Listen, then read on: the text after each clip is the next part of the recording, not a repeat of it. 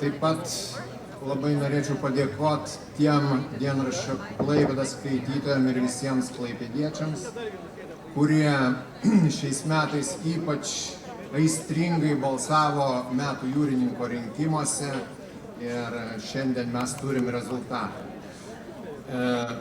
Metų jūrininko rinkimai tai yra būdas ir galimybė visų pirma pagerbti tos žmonės, kurie dirba jūroje ir kurie yra susijęs su jūra. Ir tai yra galimybė būtent prisiminti ir pagerbti juos. Tai tam tikslui rengiami yra šitie rinkimai. Na, o taip pat norėčiau padėkoti šitų visų rinkimų pagrindiniam mecenatui, tai yra bendrovei Fortum Klaipėda, kuri jau 7. kartą remia šios rinkimus ir viliuosi, kad ir ateinančius kartus rems. Tai ačiū jiem labai. Čia galime ir pabloti iš ties fantastišką tradiciją, kurios metu yra išrenkami metų jūrininkai. Ir, kaip žinia, iš gausaus būrio pasiūlytų jūrininkų yra išrinkti 3 pretendentai į metų jūrininko titulą. Tai galbūt būtų galima pakviesti šios 3 kandidatus, pretendentus, kurie pagal skaitytojų vertinimus papuolė į tą trejetuką. Taigi šiais metais 3 daugiausia dienraščio Klaipėda skaitytojų balsų metų jūrininko rinkimuose surinkę kandidatai yra Lietuvos jūrų laivininkystėje dirbantis Vytautas Daukantas. Ir taip pat rinkiau sutikime. DFDS kelto kapitonas Arvydas Glazauskas. Ir Lietuvos aukštosios jūreivystės mokyklos dėstytojas Vilius Kaunietis. Kviečiu juos visus iš sceną, jie čia jau ir yra.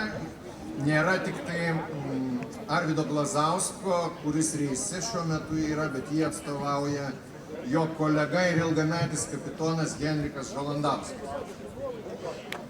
Taip, iš karto jūsų aplodismentų jūra šiems 3 pretendentams į metų jūrininko titulą. Jiems iš ties ypatingai pasisekė, ne tik tai, kad gali užlipti į sceną, mėgautis jūsų dėmesiu, bet ir mėgaujasi atminimo dovanėlėmis bei gėlėmis. Ir dabar ta akimirka, ponios ir ponai, mėly jūrininkai, kuomet bus atplėštas štai šis vokas ir bus išaiškinta ir pagaliau paskelbta, kasgi šiais metais skaitytojų vertinimu yra išrinktas metų jūrininku. Prašau, gerbiamas redaktoriau. Taigi, metų jūrininkas Arvydas Glazauskas. Lojimai!